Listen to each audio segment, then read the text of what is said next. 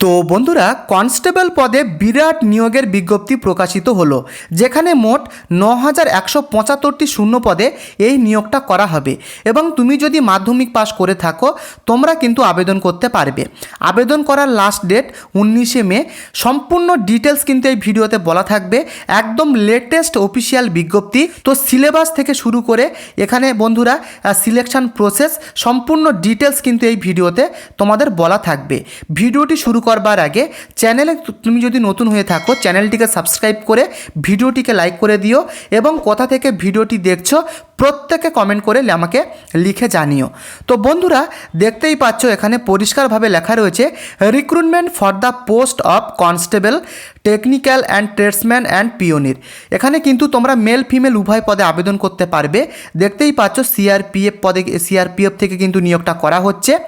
তো এখানে তোমরা দেখতেই পাচ্ছ একদম কিন্তু অফিসিয়াল নোটিফিকেশান কিন্তু লেটেস্ট বেরিয়েছে, যেখানে তোমাদের অনলাইনের মাধ্যমে সম্পূর্ণ অ্যাপ্লাইটা করতে হবে।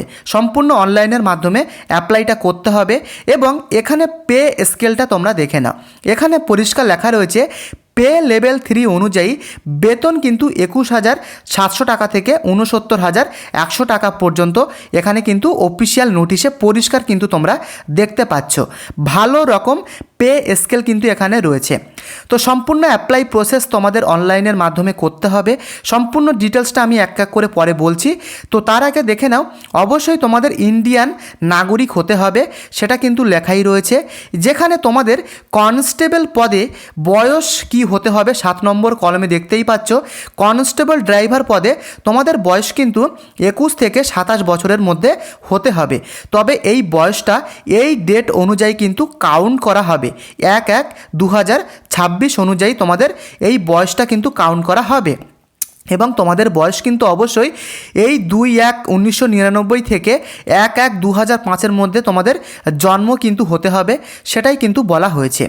এছাড়া কনস্টেবলের কিন্তু আরও পদ রয়েছে, যেমন motor mechanic vehicle, cobbler, carpenter, tailor, brass band, pipe band, gardener, তারপরে দেখে না bugler, painter, cook, barber cum hairdresser, washerman, water carrier, সাফাই কর্মচারী, প্লাম্বার, ইলেকট্রিশিয়ান, এই সমস্ত পদে আবেদন করার জন্য তোমাদের বয়স কিন্তু 18 থেকে 23 বছরের মধ্যে হতে হবে। এবং 1/1/2026 অনুযায়ী এই বয়সটা কিন্তু কাউন্ট করা হবে।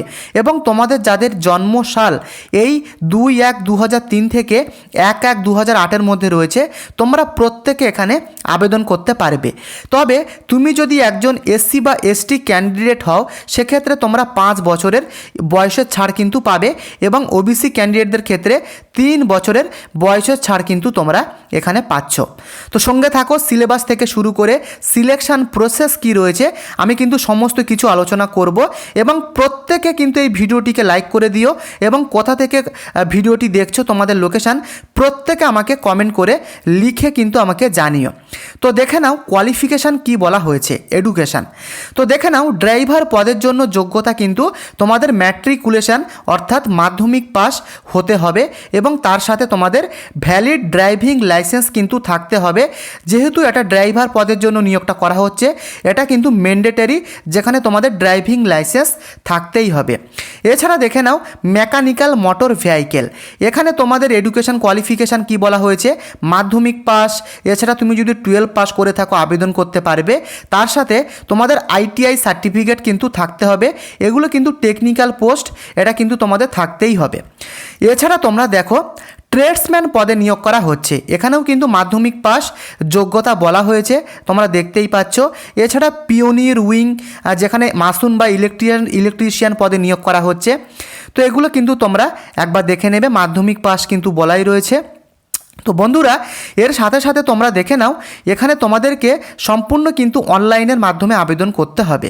এবং অ্যাপ্লিকেশান ফিজের কথা কি বলা হয়েছে দেখে নাও, 100 টাকা অ্যাপ্লিকেশান ফিস কিন্তু তোমাদের দিতে হবে। কাদের দিতে হবে, তোমরা যারা মেল ক্যান্ডিডেট রয়েছো এবং যারা তোমরা জেনারেল, ইডব্লিউএস বা ওবিসি থেকে তোমরা যারা বিলং করছো, যারা মেল ক্যান্ডিডেটরা, তাদের ক্ষেত্রে 100 টাকা অ্যাপ্লিকেশান ফিস এখানে দিতে হবে। এবং তোমরা যারা এসসি থেকে বিলং করছো বা এসটি থেকে বিলং করছো তো এবং অল ফিমেল ক্যান্ডিডেটদের ক্ষেত্রে কোনো রকমের 100 টাকার অ্যাপ্লিকেশান ফিস কিন্তু দিতে হবে না। ব্যাপারটা বুঝতে পারলে? তো এখানে কিন্তু অ্যাপ্লিকেশান ফিসটা এরকম রয়েছে। তো এর সাথে সাথে তোমরা আরও দেখে নাও এখানে আরও কী কী বলা হয়েছে, তোমরা দেখে নাও। তো প্রথমে কিন্তু সিলেকশন যে প্রসেস সেটা কিভাবে হবে, প্রথমে হবে ফিজিক্যালি এফিসিয়েন্সি টেস্ট অর্থাৎ পিইটি, যেখানে তোমরা দেখে নাও এই সমস্ত পদের জন্য তোমাদের কিন্তু 5 কিলোমিটার 24 মিনিটের মধ্যে ছুটতে হবে। এটা কিন্তু মেল ক্যান্ডিডেটদের ক্ষেত্রে বলছি, এবং তুমি যদি ফিমেল হয়ে থাকো 1.6 কিলোমিটার 8.5 মিনিটের মধ্যে কিন্তু তোমাদের কভার করতে হবে। বুঝতে পেরেছো? এছাড়া দেখে নাও এই সমস্ত যে পদগুলো দেখছো এই পদগুলো তোমরা দেখে নেবে ভিডিওটা পজ করে।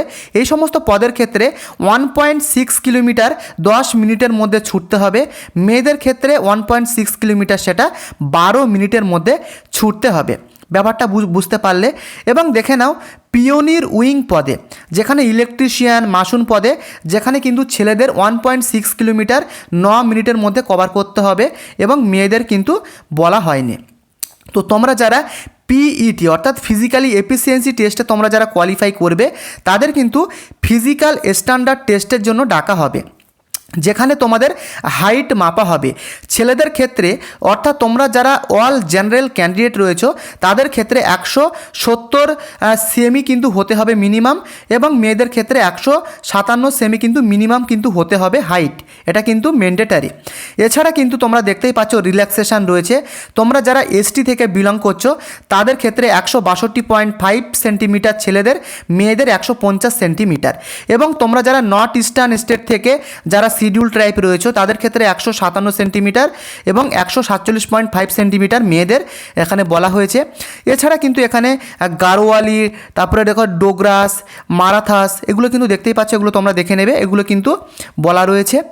এছাড়া তোমরা যারা পিএসটি অর্থাৎ তোমরা যারা ফিজিক্যালি স্ট্যান্ডার্ড টেস্টে কোয়ালিফাই করবে তাদেরকে ডাকা হবে চেস্ট সাইজ মাপার জন্য, যেখানে কিন্তু তোমাদের বুকের ছাতি না ফুলিয়ে 80 সেন্টিমিটার এখানে কিন্তু করতে হবে, 80 সেন্টিমিটার হতে হবে, এবং বুকের ছাতি এক্সপেনশান ফুলিয়ে 5 সেন্টিমিটার কিন্তু বাড়াতে হবে, অর্থাৎ 85 সেমি পর্যন্ত কিন্তু করতে হবে।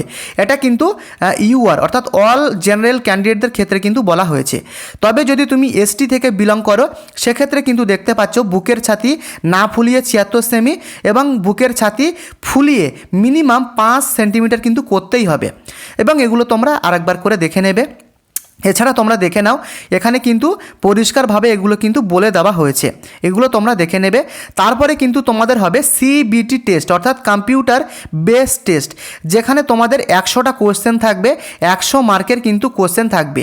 তো সিলেবাসগুলো তোমরা দেখে নাও, যেখানে তোমাদের জেনারেল ইন্টেলিজেন্স অ্যান্ড রিজনিং থেকে প্রশ্ন আসবে, general knowledge and general awareness থেকে প্রশ্ন আসবে, এলিমেন্টারি ম্যাথামেটিক্স এবং ইংলিশ বা হিন্দি থেকে তোমাদের প্রশ্ন আসবে। দেখতেই পাচ্ছ 2 ঘন্টার কিন্তু তোমাদের এক্সাম হবে, সব মাল্টিপল চয়েস এমসিকিউ লেভেলের কিন্তু কোশ্চেন তোমাদের হবে। এবং দেখতেই পাচ্ছ এখানে কিন্তু 0.25 নেগেটিভ মার্কিং রয়েছে, অর্থাৎ প্রতি 4টে ভুলে সঠিক 1 নাম্বার করে কিন্তু কাটা যাবে। তো নেগেটিভ মার্কিং কিন্তু এখানে রয়েছে। তো সিবিটি টেস্ট কিন্তু এখানে তোমাদের হবে। তো পুরো ব্যাপারটা বুঝতে পারলে সিলেকশন প্রসেসটা এখানে কি রয়েছে তোমরা দেখতেই পেলে। তো আরও একবার আমি তোমাদেরকে দেখিয়ে দিচ্ছি, এখানে তোমরা দেখে নাও। আমি যদি কিছুটা স্ক্রল করে যদি নিচে আসি তোমরা এখানে দেখতেই পারবে যে মোড অফ সিলেকশান 17 নম্বর কলমে দেওয়া রয়েছে। প্রথমে পিইটি হবে, তারপরে পিএসটি হবে, তারপরে তোমাদের যেটা বললাম সিবিটি অর্থাৎ কম্পিউটার বেস টেস্ট, এই 3টে ধাপ কিন্তু হবে। তারপরে তোমরা যারা কোয়ালিফাই করবে তারপরে কিন্তু ডকুমেন্ট ভেরিফিকেশান করে তোমাদের কিন্তু এখানে সিলেকশানটা করানো হবে। তো পুরো ব্যাপারটা আশা করি তোমরা ক্লিয়ার হতে পেরেছো। এবং বন্ধুরা এর সাথে সাথে আর একটা কী বলা হয়েছে তোমরা দেখে নাও। অনেক ক্ষেত্রে কিন্তু এখানে 18 নম্বর কলমে কী বলা হয়েছে তোমরা দেখে নাও। এমনও ক্যান্ডিডেট রয়েছে যারা যদি সেম অর্থাৎ দুটো ক্যান্ডিডেট তারা যদি সেম নাম্বার পায় তাদের ক্ষেত্রে কাকে সিলেকশন করা হবে, ব্যাপারটা বোঝো। দেখো একটা ক্যান্ডিডেট সে সিবিটি এতে কিন্তু একই নাম্বার পেয়েছে এবং সে কিন্তু সিবিটি বিতে সে কিন্তু একই নাম্বার পেয়েছে। এবার আরেকজন ক্যান্ডিডেট যদি সেও সেম নাম্বার পায় সিবিটি এ এবং সিবিটি বিতে, তাদের ক্ষেত্রে কিভাবে সিলেকশনটা করানো হবে। তো প্রথমত বলা রয়েছে, দেখে নাও, date of birth with older candidates placed higher, অর্থাৎ সেই দুটো ক্যান্ডিডেট যারা সেম নাম্বার পেয়েছে, সেই দুটো ক্যান্ডিডেটদের মধ্যে যার বয়স বেশি হবে তাকে কিন্তু সিলেকশনটা করানো হবে। এবং তাদের বয়স যদি আবার সেমও হয়ে যায়, এমনও কিন্তু রেয়ার কেস রয়েছে যেখানে কিন্তু তাদের বয়সটাও কিন্তু আবার সেম হয়ে যায়, একই সালের মধ্যে হয়ে যায়, তখন কিভাবে সিলেকশনটা হবে। দেখতেই পাচ্ছ, আলফাবেটিক্যাল অর্ডার অফ নেমস, অর্থাৎ একজনের নাম যদি হয়, আমি যদি বলি অভি যদি আরেকজনের নাম হয় এবং আরেকজনের নাম যদি হয় রাহুল, তবে সেক্ষেত্রে কিন্তু যার নাম অভি অর্থাৎ এ দিয়ে শুরু হচ্ছে তাকে কিন্তু সিলেকশনটা করানো হবে, কারণ তার এ যে প্রথম যে ওয়ার্ড সেটা কিন্তু প্রথমে রয়েছে। বুঝতে পেরেছো ব্যাপারটা? তোমাদের আমি আশা করি ইজিভাবে তোমাদেরকে বোঝাতে পারলাম। তো এই কিন্তু মেন আপডেট। তো দেখতে পাচ্ছ, আমি কিন্তু তোমাদেরকে উপরে যদি স্ক্রল করে নিয়ে আসি, তোমরা দেখতেই পারবে পুরো নোটিফিকেশানের প্রথমে কি বলা হয়েছে। তো এখানে তোমরা দেখে নাও, এই যে ওয়েবসাইট, অনলাইনের এই যে ওয়েবসাইট, এখানে কিন্তু তোমাদেরকে আবেদন করতে হবে এবং আবেদনটা শুরু হবে কিন্তু এপ্রিল মাসের 20 তারিখ থেকে। এপ্রিল মাসের 20 তারিখ থেকে এখনও আবেদনটা শুরু হয়নি এবং আবেদন করার লাস্ট ডেট তোমরা দেখতেই পাচ্ছ মে মাসের 19 তারিখ পর্যন্ত। তো বন্ধুরা, তোমরা কারা কারা অনলাইনের মাধ্যমে আবেদনের ভিডিও চাও, ফুল প্রসেস চাও, আমাকে প্রত্যেকে কমেন্ট করে লিখে জানাও। যদি তোমরা প্রত্যেকে ম্যাক্সিমাম কমেন্ট আমাকে করো, আমি কিন্তু অবশ্যই তোমাদের জন্য আবেদন করার সম্পূর্ণ স্টেপ বাই স্টেপ ভিডিও আনবো। তো বন্ধুরা, প্রত্যেকে আমাকে কমেন্ট করে লিখে জানিও এবং কোথা থেকে ভিডিওটি দেখছো কমেন্ট করে লিখে জানিও, এবং চ্যানেলে যদি নতুন হয়ে থাকো চ্যানেলটিকে সাবস্ক্রাইব করে প্রত্যেকে এই ভিডিওটিকে লাইক করে দিও। দেখা হচ্ছে নেক্সট আপডেটে। ধন্যবাদ।